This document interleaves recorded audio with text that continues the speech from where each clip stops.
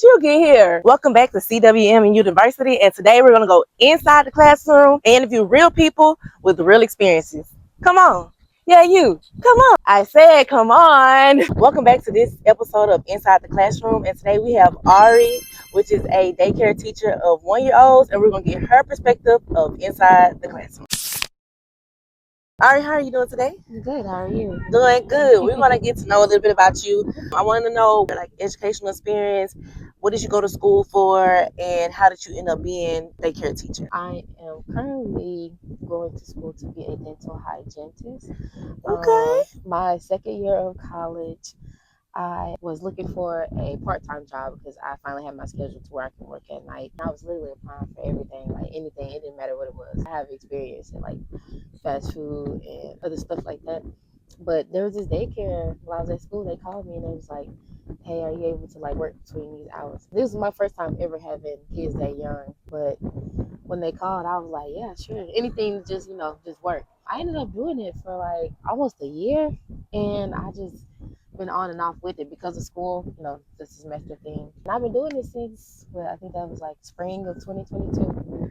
Okay, so we're looking at almost, 3 years now? Yeah, but I love it though. So you worked with only 1-year-olds, or what did you start off at? What age group? I worked up to all ages before now because I was also a sub for a little minute too. Oh, you subbed at school? Yeah. What grade did you sub for? I was like, oh my gosh, aren't you Maddie's sister? So they knew you by your sister. Yeah. Wait, were you in high school, middle school? No, all of them. I did elementary, middle, and high. OMG. So I had an experience with all ages. Oh my goodness. And then ended up at a daycare working. I know.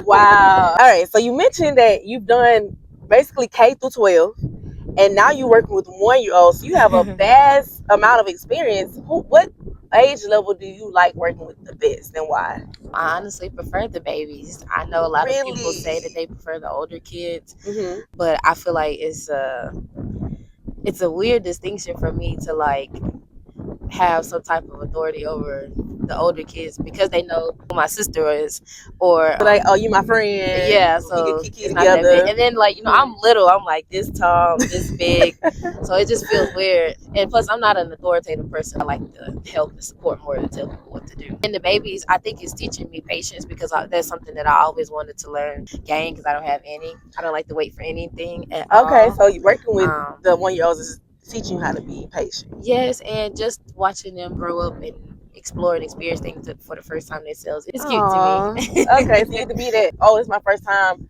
man, take this step, or my first time crawling this fast to get over here, and then you get so excited about different things of that sort. I feel like the longer you stay as well, you literally watch them grow up, because I remember some of them being as babies, and now they're like 2 years old or just getting older. So that's a good question. In your daycare, what age groups do y'all have? So when you started and then where y'all stop at? So we are 6 weeks all the way up to 5. Oh, wow. Yeah. So they come in at 6 weeks and you can see them progress. That's one thing I like about when I was teaching. When I did middle school, I taught them in 6th grade, but I was able to see them 6, 7, 8. Just trying to see them how they changed and how they grew up in front of my eyes, basically. I know it got to be a little different for you because they're like babies to walking, talking. It's bittersweet. It is. Talk about some routines and procedures for a daycare. So how do y'all make sure that the 1-year-olds arrive safely and they leave safely throughout the day? For example, if you ever think of a door, you cut the top part in half so like we can see what's going on with it. Oh yeah, I have those half doors. Yes. Then we also have photo ID of all of their authorized pickups. Perfect. So do y'all have to match the ID with the person, or y'all kind of know who they are for the most part, or how does that work? The longer you're there and working with those kids, you get to memorize their routine. When they first join, you do get to meet their mom and their dad and whoever is getting that first tour. And then most of the time, those are the top people who are going to come and pick them up, their parents. So if you see somebody that is not a normal authorized pickup, that's usually when you say, if you have your ID, and then we just make sure it matches whoever mom and dad wants them to get picked up. Because I'm there at right when we open at 6 a.m. So I kind of early. Yeah. I kind of have an idea of who's who, and then even if I'm worried, I'll be like, you're not going anywhere. Let me confirm everything with my boss. I don't have any biological children, but these are my kids. I know I'm not a mom, but I go into mom mode. I'm responsible for y'all. Even though I have this one class, there's 30 other children in here that y'all hold some type of responsibility for. So I'm very protective and As you should be. overbearing When you with really them. love the Everybody. kids, you want to make sure that they're safe. The parents bring you the child and trust that you're going to keep them safe until they can get them back from when they get off work. Right. So, yeah, you got to be mom. You got to make sure, like, hey, I'm Yeah. not playing about these kids. I'm making sure the right people get them. So you talked about 30 other kids in the daycare, but in your class, how many students do you usually have? So all day I have 7. A 1-year-old classroom, like per the state of Mississippi, could take up to 9 children.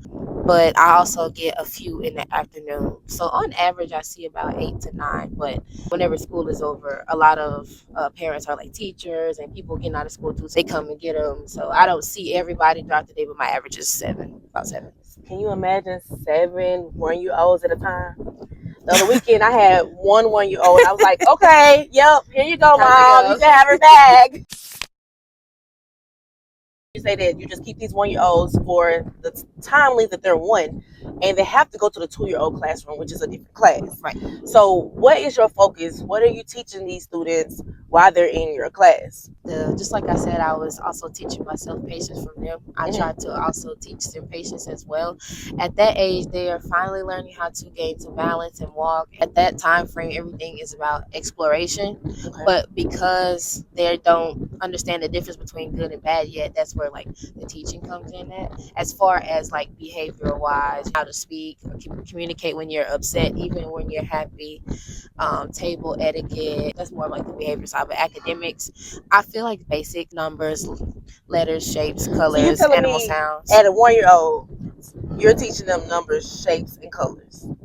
Yeah, animal sounds. They know their anatomy. They can tell you where their body parts are. The actual names. We don't code name. We don't nickname. You know, you need to know the names of your body parts all the way down to their feet. Awesome. Yes, well, the basics. Yeah. The big parts. Yes. Yes. Awesome. Are they only learning verbally how to communicate, or do y'all teach them sign language or anything like that? How else can they communicate with you? So we both are currently learning sign language, but we do have multiple sign language charts up in the classroom. So as I am teaching them, I'm learning myself.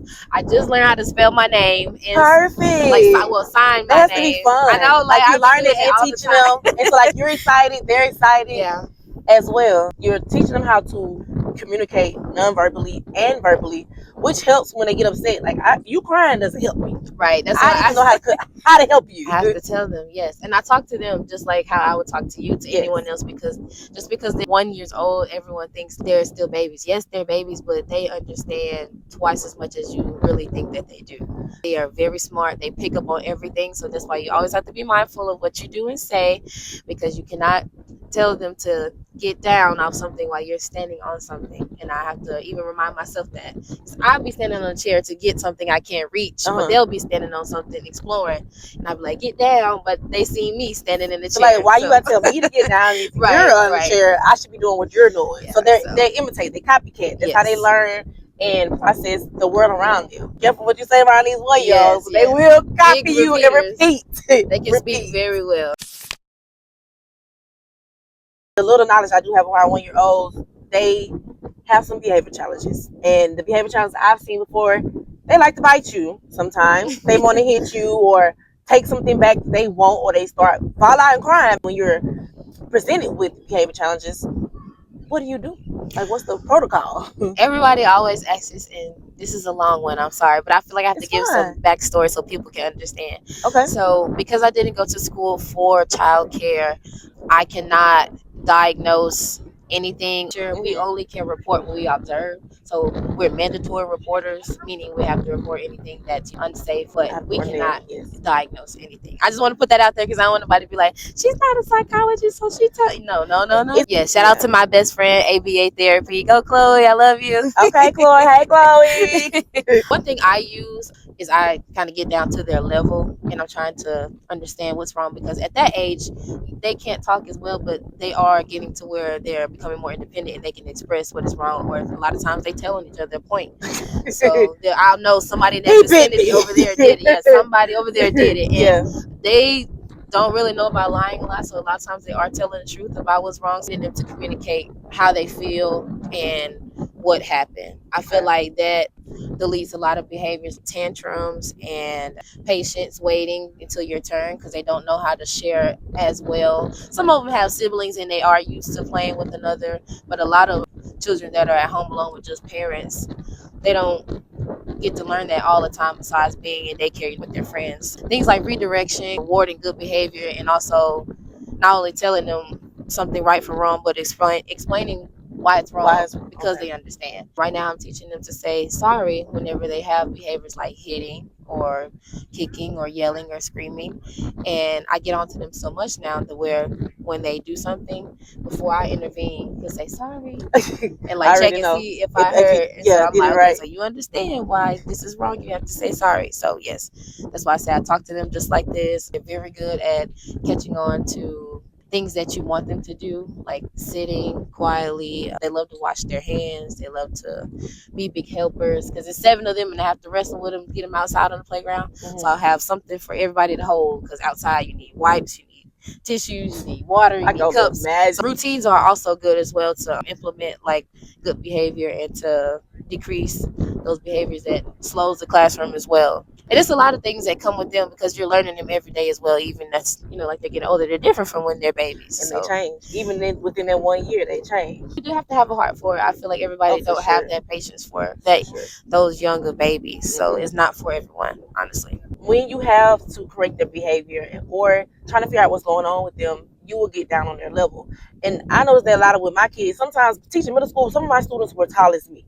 And then some of them weren't. I would come down to their level. Why do you think it's important for a 1-year-old for you to be down to their level and talk to them if you're trying to correct the behavior or just trying to make sure they're okay? Why is that important? For one, I feel like getting down at their level and letting them see the seriousness of the situation. Also, when you're a little tiny 1-year-old and I'm this big teacher, it's kind of already overwhelming to you and intimidating. Yes, for me to not only correct you, but like try to figure out what's wrong. I actually take that moment to just stop and communicate with that specific student and try to figure it out. And I feel like that creates more of a bond as well because they're so clingy. But like when you spend a lot of time with them and you show them that you want to be there for them, and because they all like one-on-one time, even though it's 7 of them. But as long as you can kind of create that time for each and every one of them, maybe just like a little short second, it just helps. Yeah. So parents, if you're having trouble with your 1-year-olds and they're not listening, maybe try to come down to their level and talk to them like you would talk to me.